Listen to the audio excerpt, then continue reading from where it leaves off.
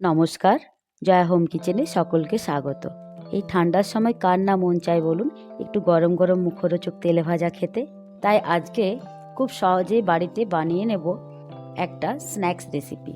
তার জন্য আমি কয়েক টুকরো মাংস মিক্সির জারের মধ্যে দিয়ে দিয়েছি, দিয়ে দিলাম কয়েক টুকরো রসুন আর একটা পেঁয়াজ ছোট করে কেটে, আর দিয়ে দিচ্ছি 4 টুকরো আদা, একটু গোলমরিচ, আর 1 চা চামচা দিলাম ধনের গুঁড়ো, স্বাদ অনুসার নুন, আর দিচ্ছি 1 চা চামচ গরম মশলা। এবার দিয়ে দেব 3টে ব্রেড টুকরো করে। এটার একটা সুন্দর পেস্ট বানিয়ে নেব। দেখুন পেস্টটা আমার বানানো হয়ে গেছে। এবার একটা থালার মধ্যে ঢেলে নেব। এবার দিয়ে দেব 2 চামচ কর্নফ্লাওয়ার। হাতে একটু সাদা তেল নিয়ে নিয়েছি। এবার এটাকে সুন্দরভাবে মেখে নেব।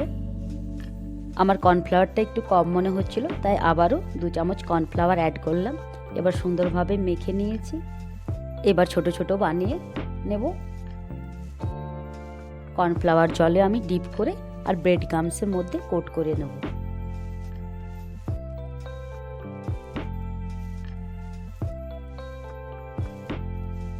এই দেখুন এরকমভাবে আমি প্রত্যেকটাই বানিয়ে নেব।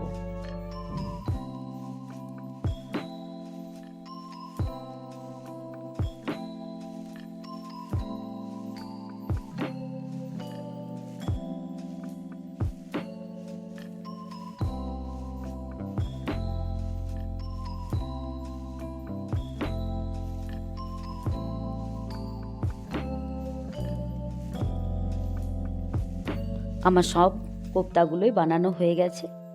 এবার 1 ঘন্টার মতো ফ্রিজে রেখে দেব। চলুন আবার 1 ঘন্টা পর দেখা হচ্ছে। কড়ার মধ্যে তেল দিয়ে দিয়েছি। এবার ভেজে নেওয়ার পালা।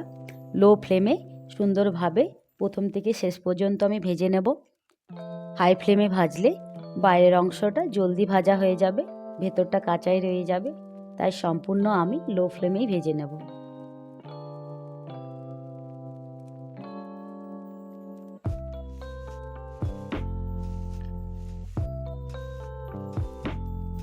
এরকমভাবে আপনারাও খুব সহজেই আর বাড়িতে থাকা সামান্য কিছু উপকরণ দিয়ে বানিয়ে নিতে পারেন চিকেন ক্রিস্পি কোপ্তার রেসিপি।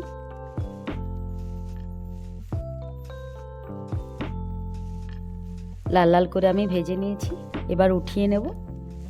এরকমভাবে আমি সমস্ত কোপ্তাগুলো ভেজে নেব।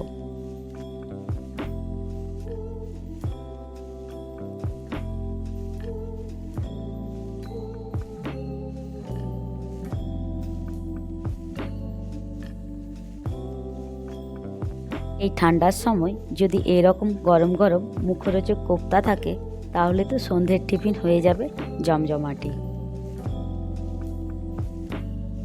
বাইরেও যেতে হবে না, খুব সহজেই তৈরি হয়ে যাবে বাড়িতে। আপনারা অবশ্যই এই রেসিপিটি বাড়িতে তৈরি করবেন এবং কেমন হলো তা কমেন্টের মাধ্যমে জানাতে কিন্তু ভুলবেন না।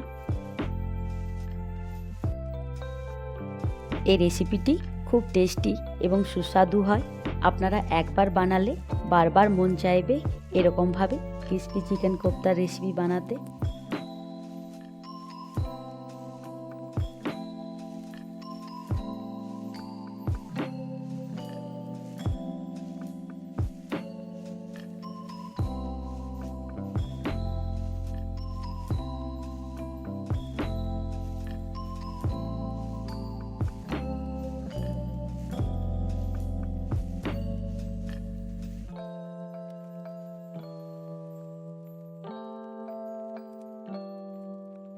সুন্দরভাবে সব কোপ্তাগুলোই ভাজা হয়ে গেছে। এবার তুলে নিই।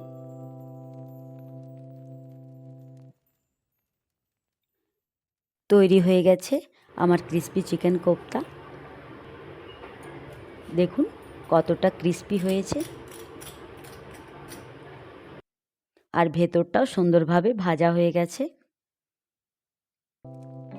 এবার গরম গরম পরিবেশন করে নেওয়া যাক।